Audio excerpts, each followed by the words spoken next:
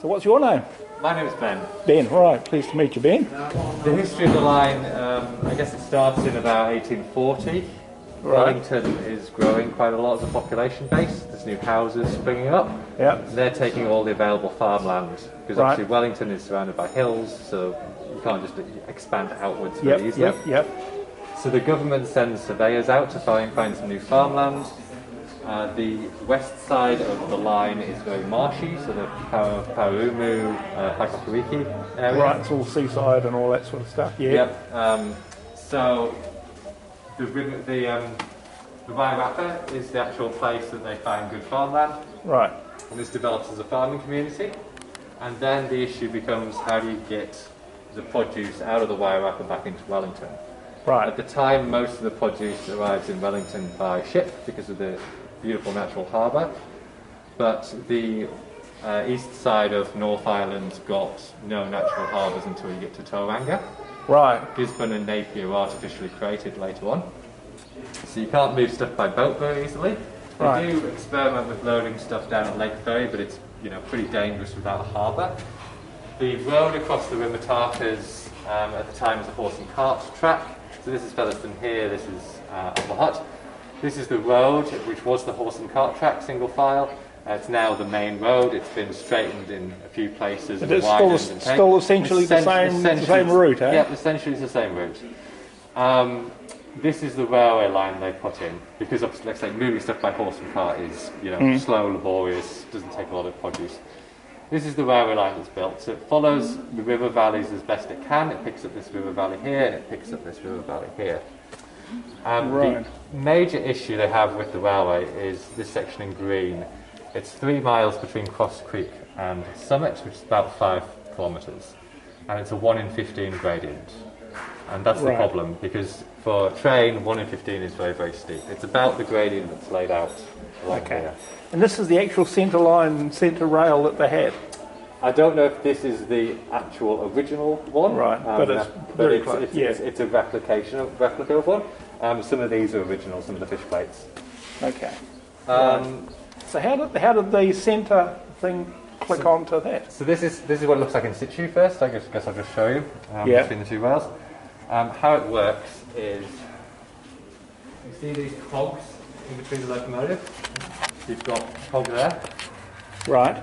And there's a bigger cog on top. Yep. There's another pair over here. You can't see the one on the top because there's other stuff in the way, but there's another pair there. But this cog here is that cog over there. The locomotive has 4 of these horizontal wheels, and that surface there runs along the surface here. Right, so it clamps onto it, does it? Yeah, so it's clamped on. This lever goes up into the cab. Right. And the fireman turns a lever 70 times, which pushes. There's a spring in there, and the spring just clamps the whole thing together. Okay. So it's not a cog meeting a cog or anything like that, it's just pure friction. Again. Right. So, no, there's the alternative to the FEL system is the cog or the rack railway.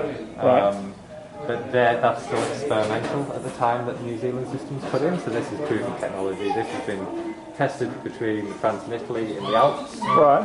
So we know this works. And you can actually walk down the steps here? Yep, and you can see underneath the motor as well. So now we pop back to the steps because the journey's coming in, but I'll pick you up again later, or you can ask me any questions. Cool, thank you. Thanks, Ben. Sometimes with us too,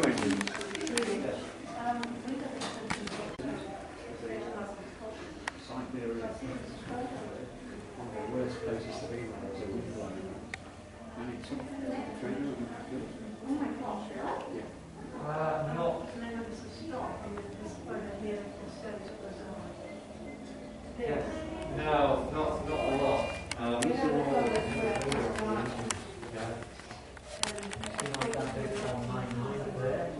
They all have little plates on to say, well, these are oilers, these are what take oil. Yeah, I mean, the best thing would be, if it was 1 second, if there's anything to be that It's hard to believe. Precious steam is grinding.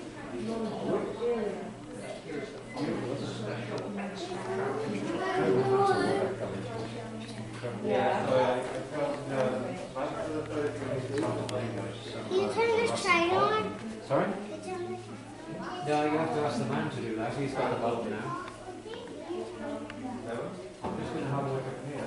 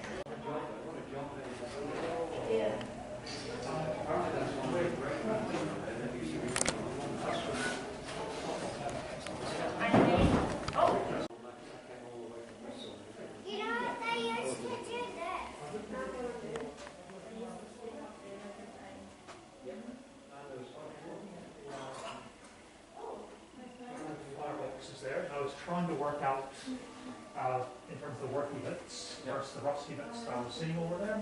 You know, what right. is there any area that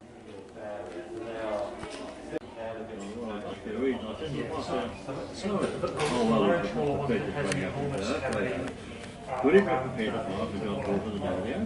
that's quite small. Well, that was all right. Later on, after years afterwards, the jack of the last one, he said to me, "Hey, we're both working, mate."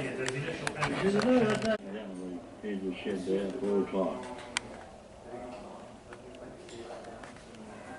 An engine driver for something like 40 years. What is the fascination for you steam engines? Well, that is boiling the water to make the steam, to operate the engine.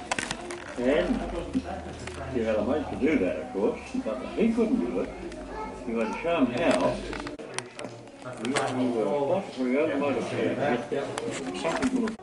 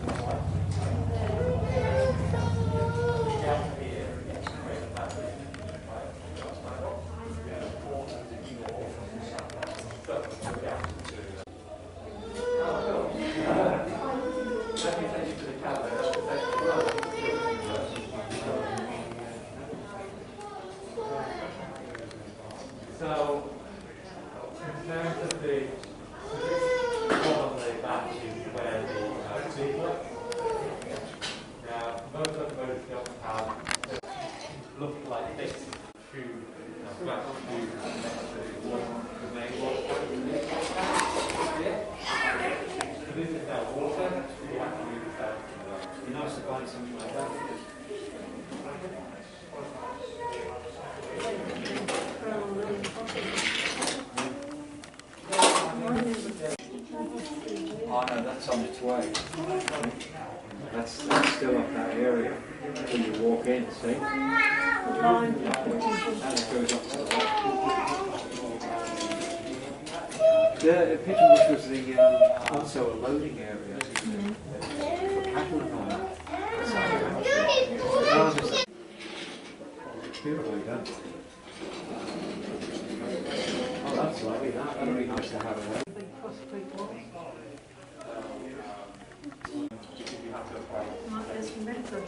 I've got one of those at home. Dog tag they call them. it's tough to get things at the top.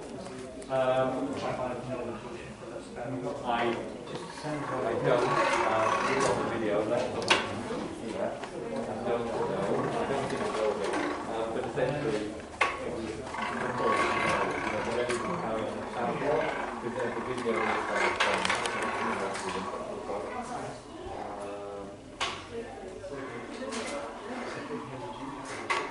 there we go.